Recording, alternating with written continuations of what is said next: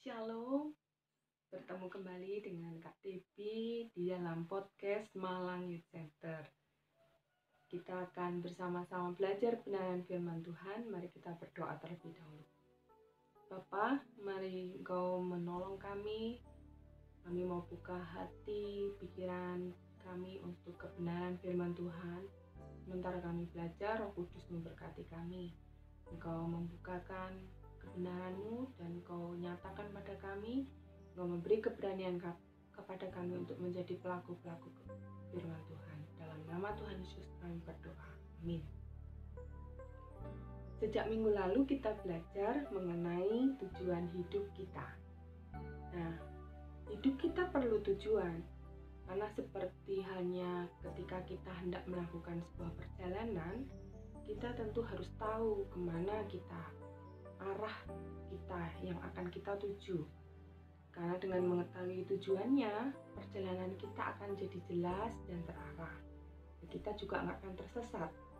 Tetapi banyak hari-hari ini orang tersesat dalam kehidupannya karena tidak mempunyai tujuan hidup yang jelas dan tepat. Banyak anak muda yang mengakhiri hidupnya dan lari ke hal-hal yang bersifat negatif karena putus cinta. Itu karena mereka tidak mempunyai tujuan hidup yang tepat.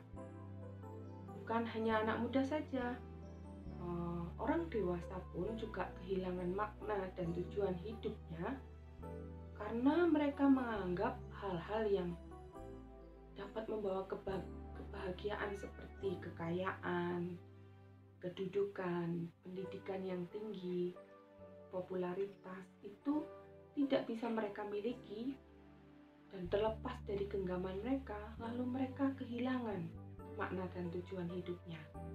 Mereka merasa tidak punya tujuan hidup lagi ketika itu semua tidak dapat mereka peroleh. Nah, apa sebenarnya tujuan hidup kita di dunia ini? Untuk mengetahui tujuan hidup kita, tentu kita harus satu-satunya yang tahu adalah sebenarnya pencipta kita.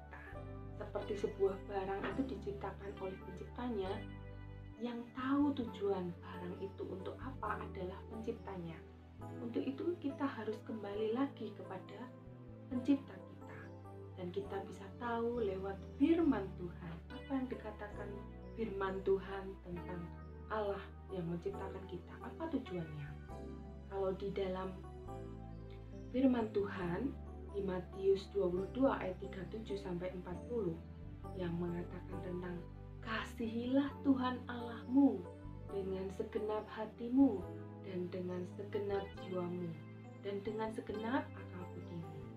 Dan hukum yang kedua dikatakan kasihilah sesamamu manusia seperti dirimu sendiri. Ternyata hidup kita ini tidak berbicara tentang diri kita sendiri. Kalau minggu lalu kita belajar bahwa rancangan Allah atas hidup manusia itu adalah untuk memuliakan Allah dan untuk mencerminkan wajahnya, karakternya. Dan itu berarti bahwa kita juga mengasihi Dia, kita hidup memuliakan Dia, dan itu dengan cara kita mengasihi Allah dan sesama kita. Dan di dalam 1 Korintus 10 ayat 31 juga dikatakan, jika engkau makan, jika engkau minum, atau jika engkau melakukan sesuatu yang lain, lakukanlah semuanya itu untuk kemuliaan Allah. Jadi tujuan hidup kita adalah untuk memuliakan Allah.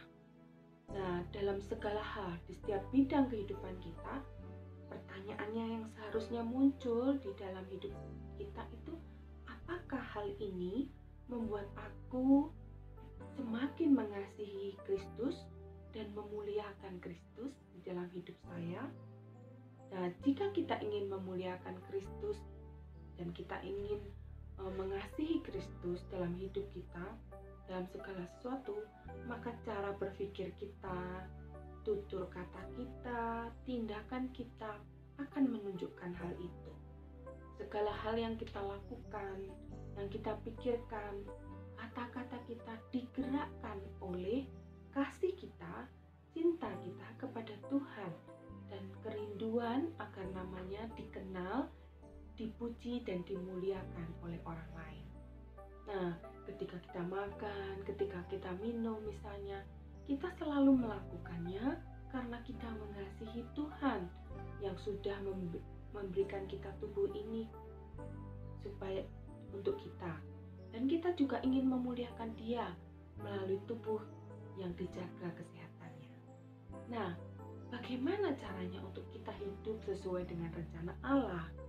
Yohanes 3 ayat 16 mengatakan, karena begitu besar kasih Allah akan dunia ini, sehingga Ia telah mengaruniakan anaknya yang tunggal, sehingga setiap orang yang percaya kepadanya tidak binasa, melainkan beroleh hidup yang kekal.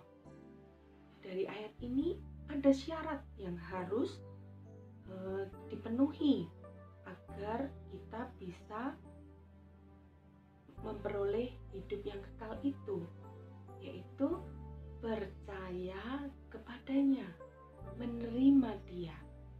Dan di Yohanes 1 ayat 12 dikatakan, tetapi semua orang yang menerimanya diberinya kuasa menjadi anak-anak Allah, yaitu setiap orang yang percaya kepadanya. Jadi kita akan dapat menerima kuasa menjadi anak-anak Allah. Ketika Yesus Kristus mati di atas kayu salib, Dia melakukan karya pengorbanan penebusan itu untuk mengembalikan kita yang tadinya seteru Allah. Ketika kita berdosa, manusia jatuh dalam dosa, manusia sebenarnya terpisah dari Allah. Manusia menjadi musuh Allah. Tetapi karya penebusan Kristus itu adalah upaya ayah Allah untuk mengembalikan manusia ada di pihak Allah kembali. Nah, untuk itu, untuk hidup sesuai dengan rancangan Allah, kita harus ada di pihaknya Allah. Kita harus menjadi satu dengan Allah. Nah, di Yohanes 3 ayat 16 tadi, bagaimana caranya? Syaratnya yaitu dengan percaya kepadanya, menerima Dia menjadi Tuhan dan Juru Selamat dalam hidup kita. Nah, untuk itu mari adik-adik semua, kita semua yang sudah percaya dan menerima Kristus, kita mau hidup sesuai dengan tujuan yang Tuhan tetapkan bagi kita, yaitu untuk mengasihi Dia, memuliakan Dia, dan mencerminkan kemuliaan namanya. Amin.